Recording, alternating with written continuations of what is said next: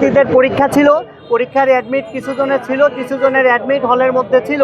হলে প্রবেশ করতে পারলেই অ্যাডমিট নিয়ে পরীক্ষা দিতে পারতো, কিন্তু এখানে পরীক্ষা দেওয়ারও কোনো ব্যবস্থা তারা করতে পারে নাই। আমরা নিরাপত্তা ফিল করতেছি না। আমাদের শিক্ষার্থীদের পরীক্ষা দেওয়ার কোনো ব্যবস্থা মাদ্রাসা প্রশাসন বা পুলিশ প্রশাসন করেনি। তো আমরা এখানে অবস্থান করছিলাম পরীক্ষার আগেই। আমরা মনে করেছিলাম আমরা এখানে অবস্থান করলে আমাদের মাদ্রাসা প্রশাসক এখানে এসে শিক্ষার্থীদের একটা সিকিউরিটি দিয়ে পরীক্ষার হলে নিয়ে যাবে। তারা পরীক্ষার হলে আমাদের সিকিউরিটি দিয়ে এখান থেকে নিয়ে যায় নাই।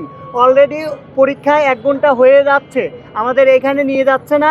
তো আমরা পরীক্ষা শিক্ষার্থী যারা আছে শিক্ষার্থীরা পরীক্ষাও দিতে পারলো না এবং আমরা হলেও প্রবেশ করতে পারলাম না।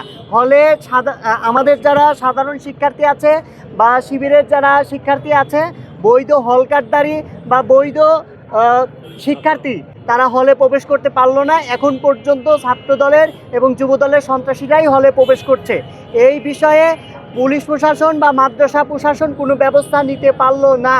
এটা দেশবাসীর কাছে আমরা জানাতে চাই।